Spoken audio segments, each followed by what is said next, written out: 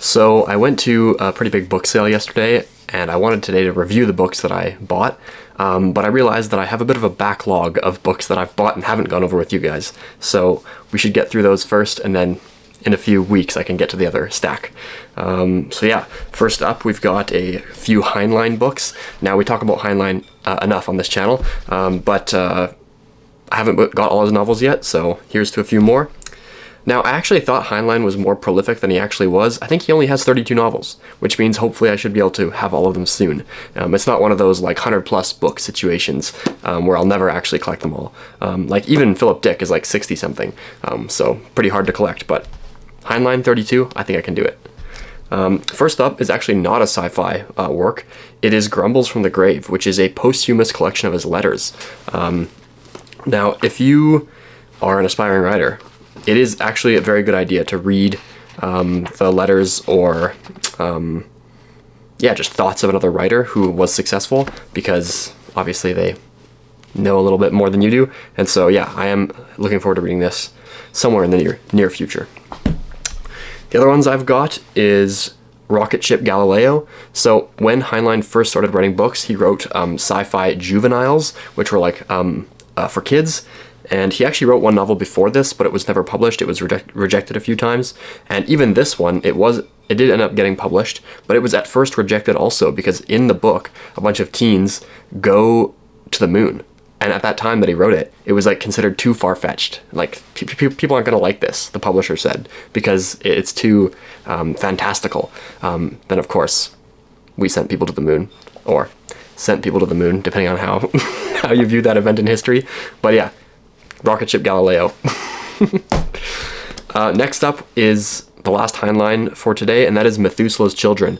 Now, the cover makes it look kind of like pulp fiction-y, like kind of trash throwaway fiction, but I actually think this one is sounds pretty interesting. So the premise is that there's this secret society that has artificially extended the length of human life by selective breeding, and so after like 150 years or something, there's like, after like a few generations, the people from these like elite families that are like selectively breeding, they're living like 150 years old, like pushing 160. And so people start to like figure out about this, and they're like, hey, like, what's the secret? And they're like, oh, we just selectively breed. And the people are like, oh, we don't believe you. Give us the secret, because they think there's like some sort of technological thing they've discovered, and they're like, we promise, like there's nothing. And so they actually have to flee Earth to this other planet, and they explore some other planets, and then yeah, they eventually are able to return home. Anyways, pretty interesting concepts in that book. Next up, totally different vein, genre, we have James Fenimore Cooper's The Pathfinder. Now he's famous for writing The Last of the Mohawkins, and I think he primarily wrote about kind of like pioneer/frontier life. The Pathfinder, I'm not even really sure what the plot's about. I think mostly just like escapades and romances in like the Ontario region of Canada. So yeah. Cooper himself, 19th century.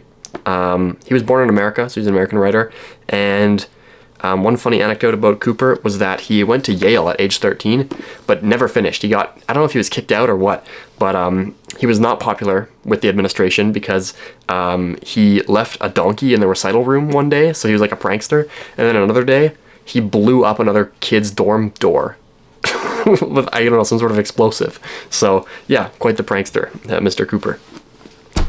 Next up, we have a novel I'm very excited to read, and that's because it's widely considered among the best modern novels, and that is Malcolm Lowry's Under the Volcano.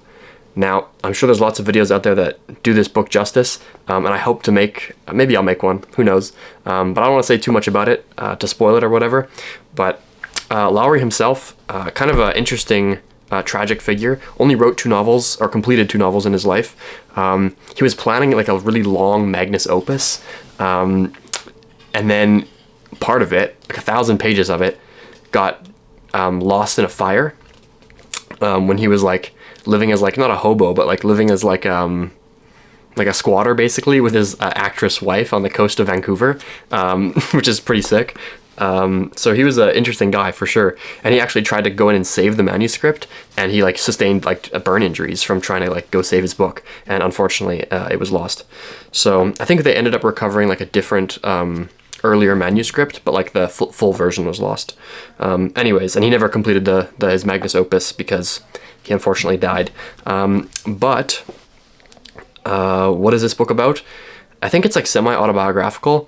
In his life, Lowry was a heavy drinker, and he went to Mexico one day, and his wife followed him there to try to save their marriage, and it ended up falling apart and not working out. And so this novel is also set in Mexico, and the main character drinks heavily. And so it's like, how much of this is like based off of his real life? But yeah, I'm not even really sure what it's about, honestly. There's like, I know the Day of the Dead plays a big theme in the book, but yeah, I want to read it before I form any more judgments. So, Under the Volcano. Next up, this is kind of an odd buy, but it's Vitruvius's The 10 Books of Architecture. Now, I don't really expect myself to crack this open anytime soon as like a fun read, because it's like it's like a treatise on architecture from 100 BC. So that's, yeah, I don't know. Maybe you have to kind of be more of a architecture person to enjoy it, but it's kind of an interesting piece of history because it's the only surviving book of architecture from classical antiquity, and so it is kind of like a standard text in that sense if you are going to architecture school or whatever. So yeah, kind of a cool little deep cut there. Okay, two more here.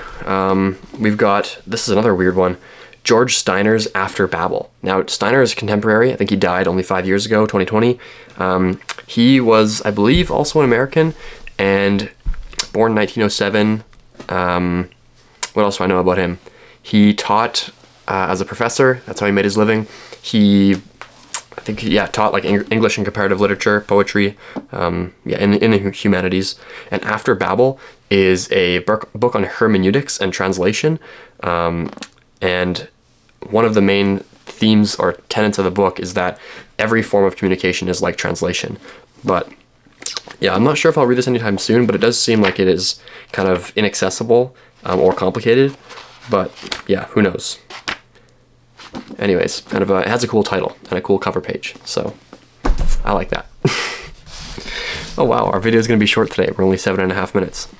That's okay. Okay, last book, and that is James Michener's Alaska. This is thick, okay? It's in hardcover, unfortunately, but the pages are big, and it's 900 pages. So if this was like a regular size paperback, it'd probably be like closer to 1,200, 1,300. So yeah, that's absolutely crazy.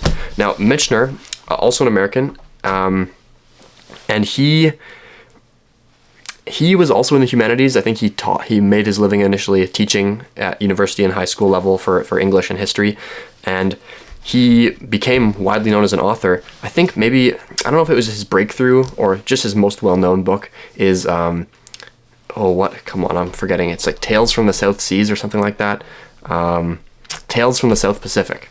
And he wrote quite a few of these, I don't know what you call them, like novels of place or something like this, or historical novels, where he takes like it's like historical fiction. Like he takes some facts, some fiction, and then tells a story about different places, right? So in Alaska, he's telling the story from the very beginning of like the formation of the continent all the way to present day, and he does that by highlighting several key figures, like individuals, and he kind of traces like family lineages like through time. So yeah, this is, I'm pretty excited to read this as well, although it being so thick, who knows when I'll actually get to it.